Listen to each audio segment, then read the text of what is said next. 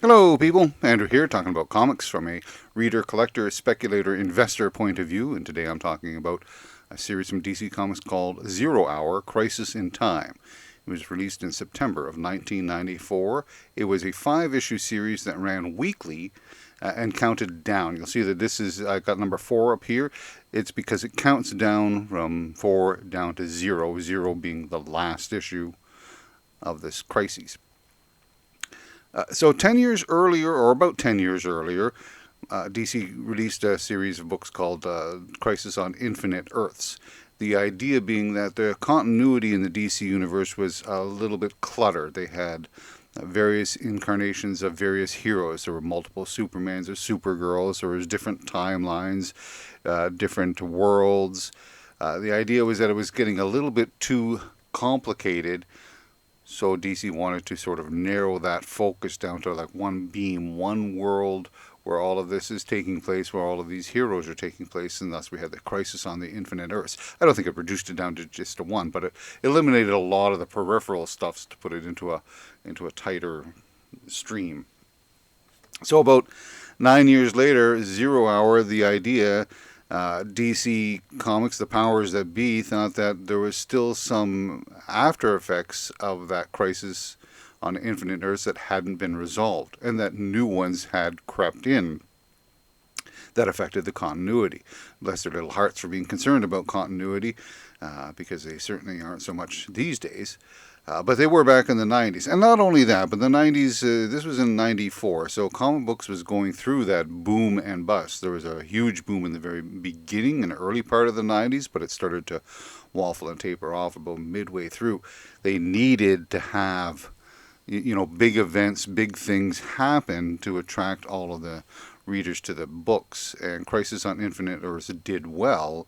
Why not a follow up to that with the Crisis in Time? Maybe it'll have the same sort of effect. It didn't have the same effect, but people were interested enough to read it. And there were a number of tie ins, which I'll get into as well. So, what is the story about? Well, the idea is time has a beginning and an end. So, we get into it's a science fiction fantasy story. So, if this is your beginning of time or end of time, beginning and end, beginning of time, end of time type of thing. The villain is outside. He goes to the end of time and discovers a means of compressing time, so that it's like two walls coming in until eventually they're going to meet right about where the DC heroes hang out, and then it's going to explode again into a universe of his choosing, of his design. That's the plan. And the heroes, when they discover this plan, this idea, they discover that the world is coming to an end yet again. They do everything they can to stop this villain from having this time crunch and remaking the universe in his, not image, but his design. So that's basically what the story is about, is that all of these heroes are getting together and they're throwing everything they can to make something stick until you get to the last batch of heroes, and that's the last stand by the time you get to the last issue, and to see who wins that particular battle. Somebody does win, obviously, because they continue to make comic books after this, but I'm not going to say exactly who or if it's the result that either one of them wanted, but it's the result that happened. Some of the events that happen within here, so uh, is it a good read? Well, first of all, for the artwork is good. It's Dan Jurgens and Jerry Ordway do a nice, clean, vibrant style of artwork. It's exciting. It's detailed. You get emotion from characters. You get a lot of action. So it bumps the grade of the book up because of the artwork. As far as the story is concerned, it's fine. It's not something that I necessarily pulled out and say I recommend you got to read 0 Hour, but it's certainly, if you're sitting down and you just want a casual light read. I know we're talking the end of the world type of thing, but it's a light read. It's very simple, right? You've got a whole whack of characters trying to stop one person from creating the end of all existence.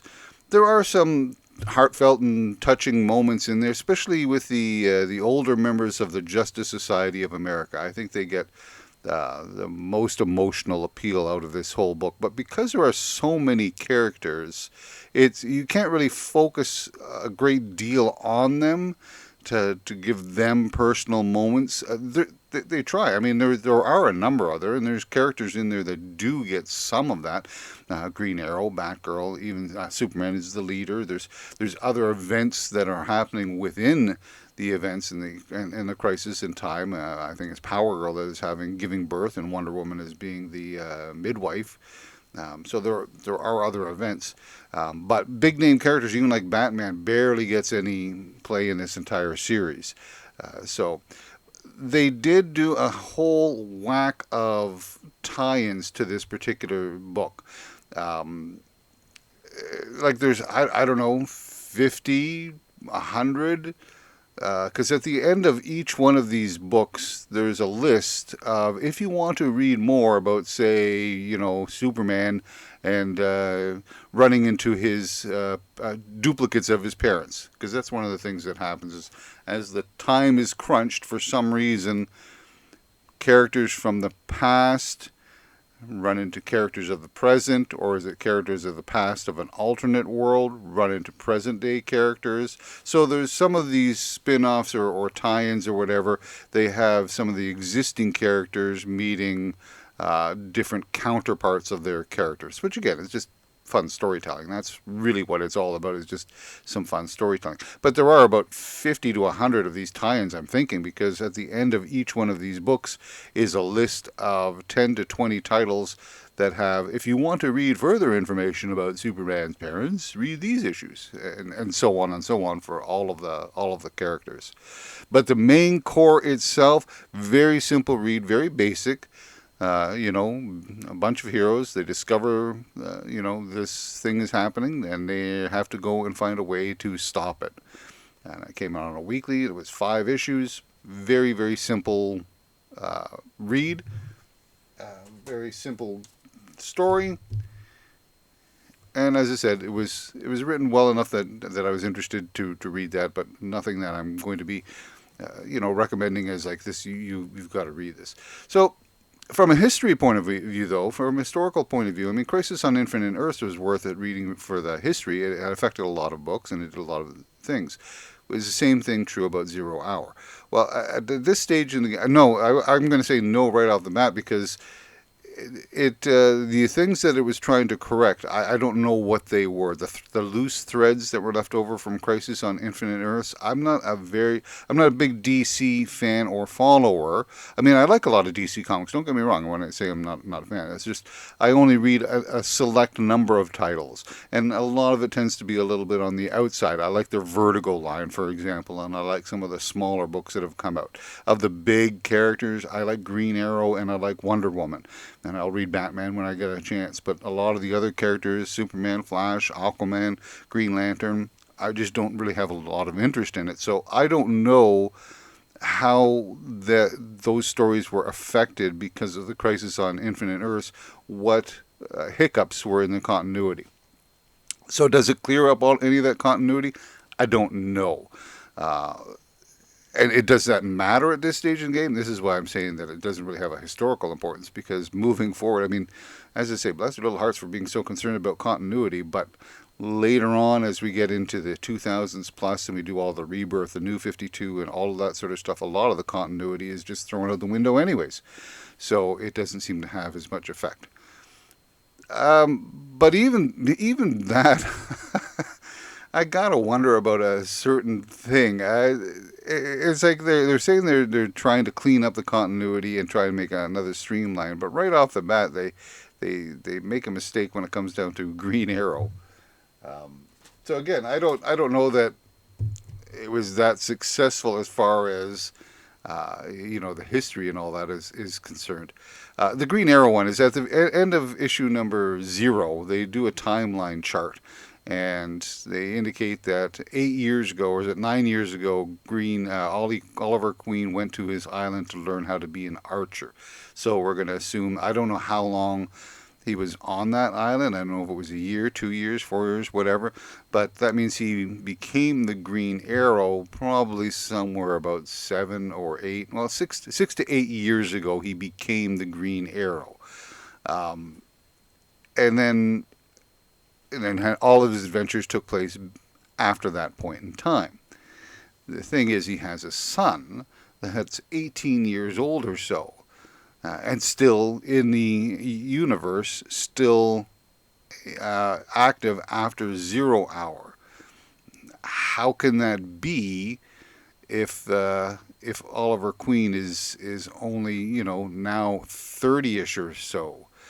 Which again doesn't do any credit to Mike Grell's previous Green Arrow run, where he had set the age of Oliver Queen at 40.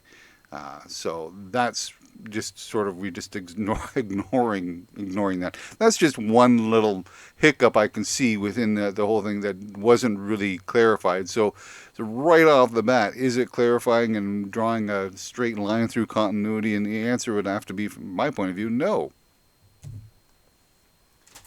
There were other questions, but that's just because sometimes you gotta accept the science and the scientific blibbity blab that comes along with it.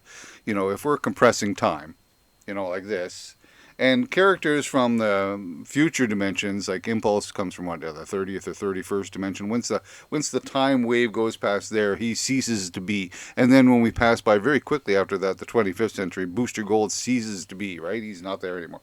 So if it's doing this on both sides, as soon as the first human is born, would that not wipe out all of the existing humans that came after that? I mean, if you take it basic down to Bruce Wayne, Batman, and you track his roots down to the first member of his family that started his line, if you erase him through time, would that not therefore erase all of the line that's forthcoming? It would make for a pretty dull book, and I don't think just don't think too hard about it. Let's just have some fun with it, right? So we're at the end of time. It's compressing, and they got to stop that from happening. A lot of it's very science fantasy type of story. And this is the final issue. I did like I don't know if you've been noticing, but I mean the compact from issue number 1 and 2, more things going on in the cover. I probably muffled that. More things going on in the cover until you get to the final one where it's 0 and there's nothing. There's no beginning and no end. Although it is interesting to note that this was written in 1994, and now there's some sort of scientific discussion that universes themselves go through a growth and rebirth, death and rebirth cycle, so that one universe, it dies, and then when it dies, it gets reborn through another form of a Big Bang after that, and that we, in fact, may be part of that cycle, and who knows where. Just a theory. So at the end, as I said, they got this huge timeline. Okay? And it breaks down the characters, where they are. This is the first half of it. The second half is on the other side, where they tell you where the characters fit into the whole thing. So that if you're a new reader, you're inspired by 0 hour, you can come in and you know where all of these characters stand, where they're coming from. So beyond the 0 hour 5-issue series, and there was all of those tie-ins, but after this finished, books that were in existence. Some books were canceled, other ones were launched, but though the majority of them all had a 0 issue. So, and this is dated October of '94. This is Catwoman 0, and most of them had I think all of the active titles had a 0 title, and this is a retelling of that character's origin, as it is now canon. According to what's just happened in the Crisis in Time. So they all get their origin story sort of retold, and if there were any hiccups or changes that had been made, this is all streamlined. This is how it is, at least for now. And then, as I said, there were new characters that came out of the 0 hour.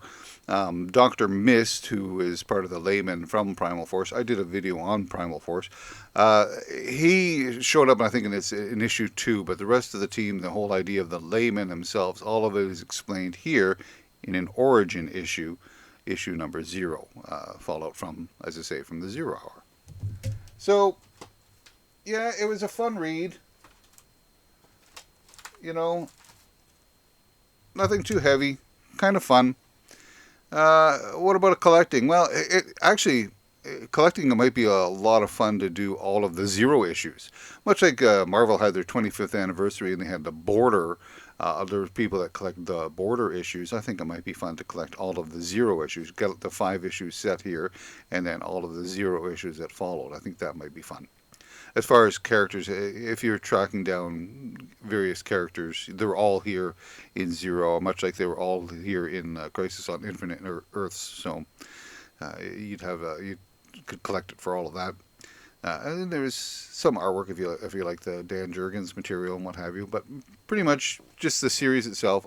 The 0s would be fun. The tie-ins would be another 50 plus books. It could be a full short box of 0 Hour.